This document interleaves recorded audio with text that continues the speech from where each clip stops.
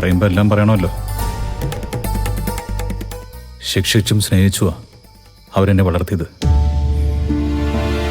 ഇന്ദ്രൻ നേട്ടം ഉണ്ടാക്കി കൊണ്ടുവരുമ്പോൾ വലിയ സ്നേഹം, അല്ലെങ്കിൽ സ്വഭാവം മാറും. തല്ലിനേക്കാൾ വലിയ ശിക്ഷ എൻ്റെ കാര്യത്തിൽ കാണിക്കുന്ന സ്വാർത്ഥതയാണ്. അമ്മ സ്നേഹിക്കുന്നവരെ ഞാൻ സ്നേഹിക്കാവൂ.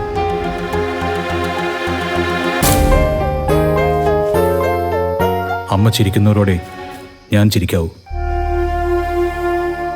അമ്മ വെറുക്കുന്നവരെല്ലാം എൻ്റെയും ശത്രുവായിരിക്കണം. ഇങ്ങനെയൊക്കെയാ എന്നെ അവർ വളർത്തിയത്. ഇതേ സ്വഭാവം തന്നെ ആയിരിക്കില്ലേ അമ്മ അച്ഛനോടും കാണിച്ചിട്ടുണ്ടാവുക? അമ്മയെ സഹിച്ചു മടുത്തോണ്ടായിരിക്കില്ലേ അച്ഛൻ ചിലപ്പോ നാട് വിട്ടുപോയത്? അതെനിക്കറിയില്ല.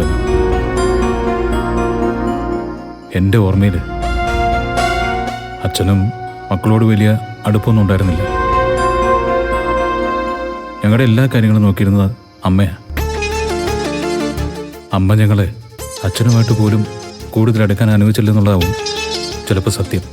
അത് തന്നെ ആയിരിക്കും ഇന്ദ്രേട്ടാ. ഇപ്പോഴും അമ്മയുടെ സ്വഭാവത്തോട് ചേർന്ന് പോകാൻ ആർക്കും കഴിയില്ലല്ലോ. ഇഷ്ടമില്ലാത്തവരെ ജീവിതത്തിൽ നിന്ന് തന്നെ മാറ്റി നിർത്ത്. അതാ അമ്മയുടെ ഒരു രീതി.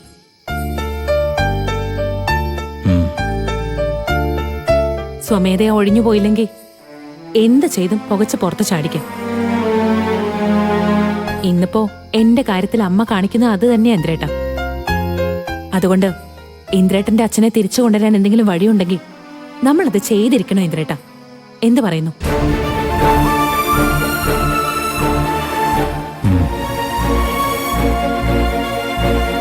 നമ്മളോട് അമ്മ ചെയ്ത ദ്രോഹങ്ങൾക്ക് അമ്മയ്ക്ക് കൊടുക്കാൻ കഴിയുന്ന ഏറ്റവും നല്ലൊരു ശിക്ഷ അതുതന്നെയായിരിക്കും അച്ഛൻ്റെ തിരിച്ചുവരവ്. അതൊരു ഗിഫ്റ്റായിട്ട് അമ്മയ്ക്ക് നൽകിയിട്ട് വേണം നമുക്ക് ഈ വീട് വിട്ടു പോവാൻ.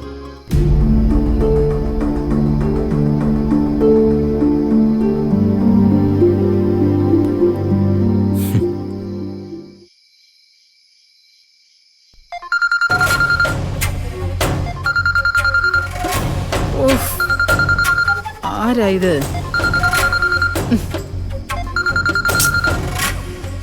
എന്റെ ദൈവമേ,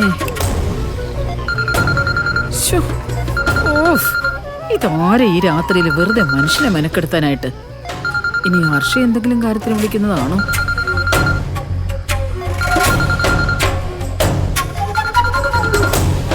ഇത് പരിചയമില്ലാത്ത നമ്പറാണല്ലോ. ഹലോ, മിണ്ടുന്നില്ലല്ലോ. അല്ല, ഞരമ്പ് രോഗിയായിരിക്കും. മര്യാദയ്ക്ക് വെച്ചിട്ട് പോവാൻ നോക്ക്, അല്ല വിവരം അറിയും. സുശീലേ, ആര്? എന്റെ പേരൊക്കെ അറിയാലോ. ഓ, ചോദിച്ചത് കേട്ടില്ലേ നിങ്ങൾ ആരാണെന്ന്? ഞാൻ പാതിരാത്രി വിളിച്ച് ഞാനെന്ന് പറയാതെ ആരാണെന്ന് തെളിച്ചു പറ. മനുഷ്യന് ഉറക്കം കളയാതെ വെച്ചു പോ. ഞാൻ നിന്റെ മക്കളുടെ അച്ഛനാ.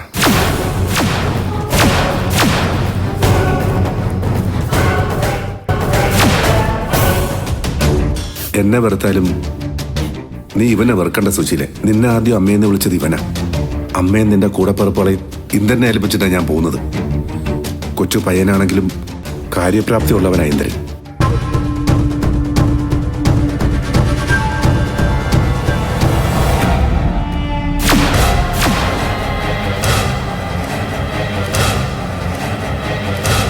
എന്റെ ശബ്ദം നിനക്ക് തിരിച്ചറിയാൻ പറ്റുന്നില്ലേ സുശീലേ?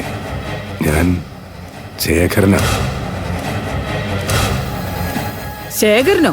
ഏത് ശേഖരൻ?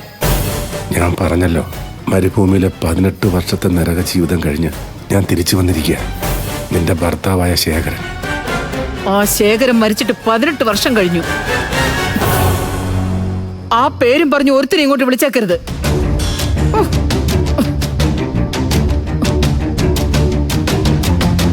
ഇല്ല ഇല്ല, ഞാനിത് വിശ്വസിക്കില്ല. അയാളുടെ ശവം പോലും കാണരുതെന്ന് വിചാരിച്ചവളാ ഞാൻ.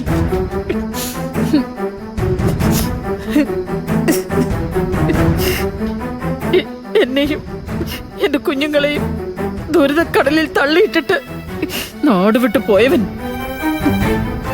നോണമില്ലാതെ വീണ്ടും തിരിച്ചു വന്നിരിക്കുന്നു.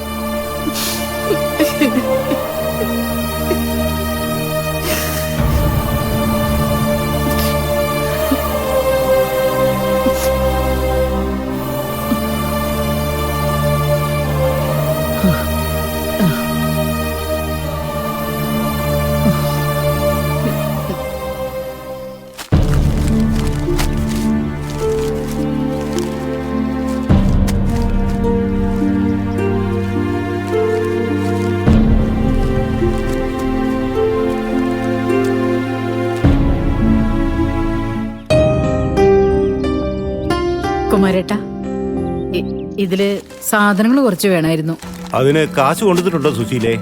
മാസം 2 കഴിഞ്ഞു, മനസ്സിലായോ? നീയും മക്കളും എന്റെ ചെലവിൽ കഴിയാൻ തുടങ്ങിയിട്ട്. അല്ലാതെ തന്നെ ശേഖരൻ കുറച്ച് പൈസ എനിക്ക് തരാനുണ്ട്. പൈസയൊന്നും ഇതുവരെ വന്നില്ല കുമാരേട്ടാ. താമസിയാതെ അയക്കുമായിരിക്കും. മണി ഓർഡർ വന്നാ ആദ്യം തന്നെ കുമാരേട്ടന്റെ കടം തീർത്തിരിക്കും. മണി ഓർഡർ വരാനോ? അതെവിടുന്ന്? ശേഖരൻ പോയിട്ട് കത്തെങ്കിലും നിനക്ക് ഇന്നുവരെ അയച്ചിട്ടുണ്ടോ? അയക്കില്ല. അവൻ ഇനി വരാനും പോകുന്നില്ല. പിന്നെ നിനക്ക് എവിടുന്ന് മണി ഓർഡർ വരാനാ? വന്നില്ലെങ്കിലും ഞാൻ എങ്ങനെയെങ്കിലും നിങ്ങളുടെ കാശ് തരും.